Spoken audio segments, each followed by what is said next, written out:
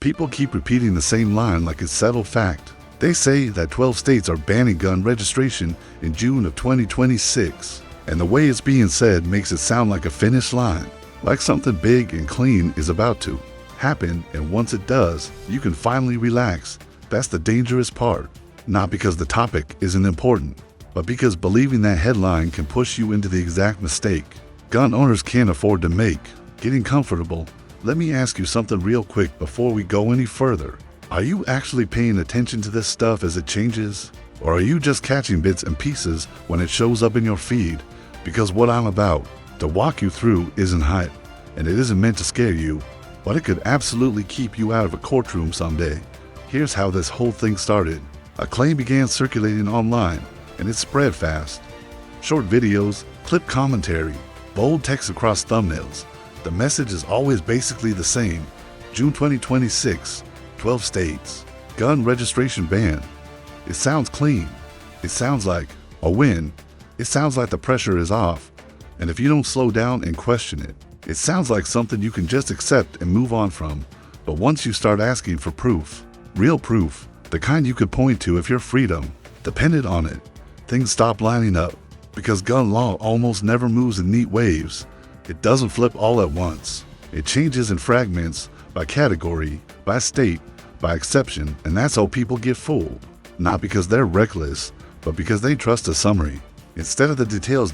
So what I want to do here is simple and practical. I want to clear the fog. I want to explain what people actually mean when they say registration. Why the claim about 12 states in June 2026 doesn't match what reliable sources really show, and where the real danger actually lives. Because the risk isn't the headline itself.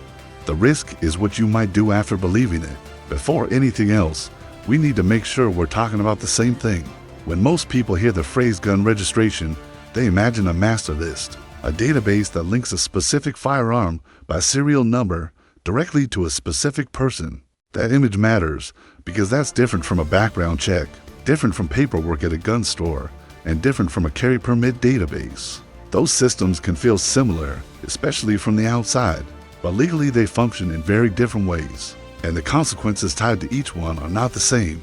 This is where the internet creates problems. Online, all of these different systems get mashed together under one word, registry, and once that happens, nuance disappears. Someone says your state bans registration, and your brain fills in the blanks. You assume the risk is gone. You assume the rules loosen. You assume the paperwork doesn't matter anymore. That assumption is how people step into traps without realizing it. Let's break this down in a way that actually helps you. There are three major types of records that constantly get confused with registration. The first is gun store paperwork. If you buy a firearm from a licensed dealer, you fill out forms. Those forms exist whether your state is friendly to gun rights or not. They don't magically disappear because your state uses the phrase no registration in its laws. A lot of people hear that phrase and think it means no paper trail at all. That's not how the system works, and it never has been. The second type is permit records. If you apply for a concealed carry permit or a license of any kind, many states keep a list of permit holders. That list is not a catalog of your firearms, but in real life, during real interactions with law enforcement, it can still matter.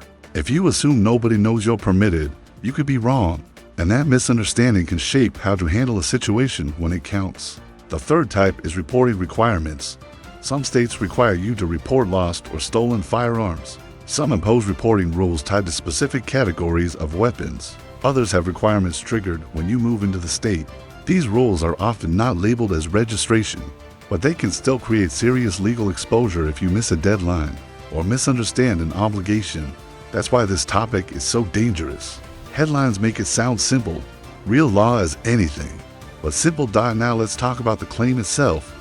If it were accurate, it would be easy to verify. You'd see a list of states. You'd see bill numbers. You'd see effective dates. You'd see links to the actual statutory language. But that's not what's happening. Most versions of this claim just repeat the number 12 like it's self-explanatory.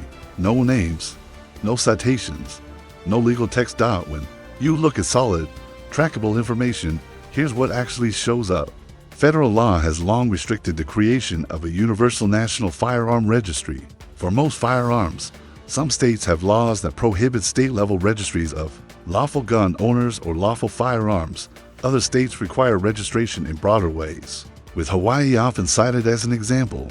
And yes, some states do have firearm-related laws with effective dates set in 2026, but there is no single confirmed event in which exactly 12 states simultaneously ban gun registration requirements in June of 2026.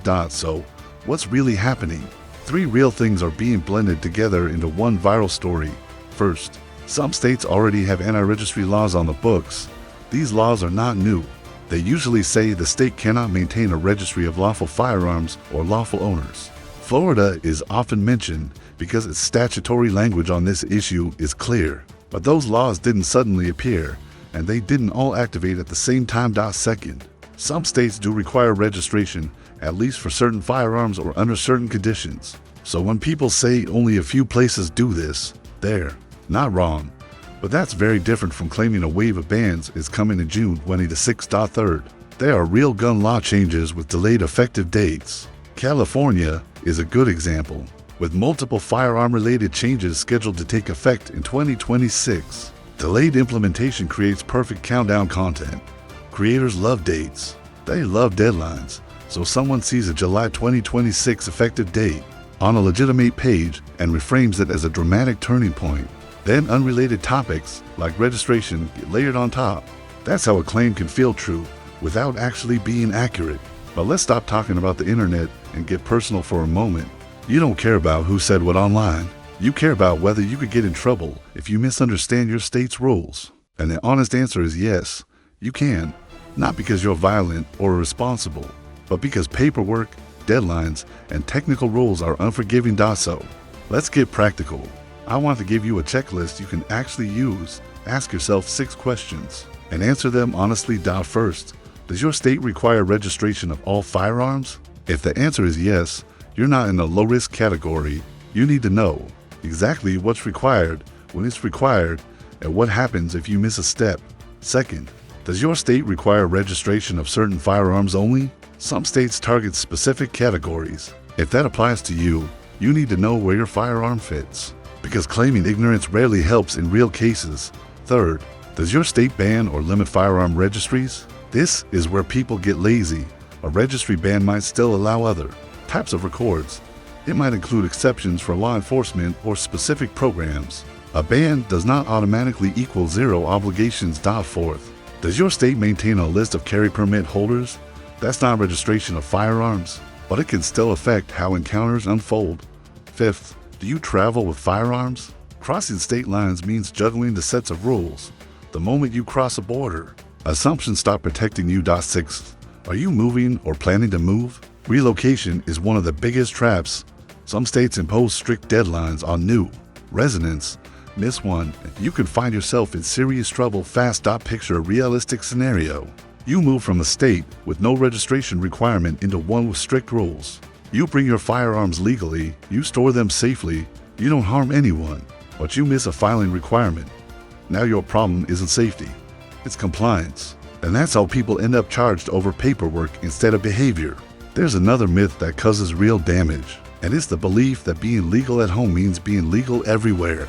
It feels logical. You bought the gun legally. You have a permit. Your state supports gun rights. But state lines matter, and some states can turn a normal day into a nightmare if you're not prepared. Imagine you're on a road trip with your family. You stop for food. You take a wrong turn. You get pulled over for something minor. Suddenly, you're standing next to a patrol car, heart racing, trying to remember what you're required to say and what you're allowed to keep to yourself. You're not thinking about registration at that moment, but that's exactly where misunderstandings start. This is why education matters. Headlines don't help you during a traffic stop. Verification does. Now let's clear up another point that confuses people. Anti-registry laws have a specific purpose. They're meant to prevent the government from building a comprehensive list of lawful gun owners or firearms. That's it. They don't erase dealer paperwork. They don't eliminate permit databases. They don't override federal law. And they don't automatically shield you from special reporting requirements. So when someone says their state banned registration, the real question is what exactly was banned. If they can't answer that, they're repeating a slogan, not a statute. Here's something that surprises a lot of people. Even states with Strong pro-gun reputations can create confusing obligations. A state might loudly prohibit registries while quietly requiring action in specific situations. That contrast lowers people's guard, and that's when mistakes happen. Now, why does June 2026 keep coming up at all? Because delayed laws are real. Legislatures often pass bills that don't take effect immediately by the time the date arrives. Most people have forgotten the debate that created the rule. That's why countdown years get used as content hooks. But you should treat them as reminders to check your own situation, not as permission to relax. If there's one thing to take from all of this, it's this: viral summaries are not a defense. Details are. Your freedom depends on knowing the specifics that apply to you, not on trusting a headline that feels good. Think about police contact again. An officer asks a simple question. Your answer matters. In that moment, you don't get to pause and research.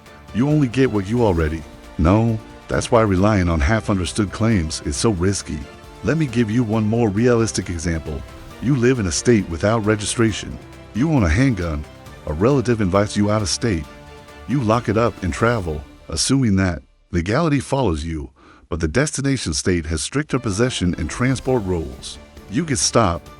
Now you're operating under their laws, not yours. That's not fear-mongering. That's reality. This doesn't mean you should never travel with firearms. It means you should plan like an adult. Check the rules the same way you check directions. Preparation is the difference between a smooth trip and a life-altering mistake. Every year, people end up in trouble not because they intended harm, but because they missed a rule. They loaned a firearm the wrong way. They moved and missed a deadline. They misunderstood a reporting requirement, and suddenly their name is in a system they never expected to interact with. Here's a hard truth that makes some people uncomfortable, sometimes overly confident.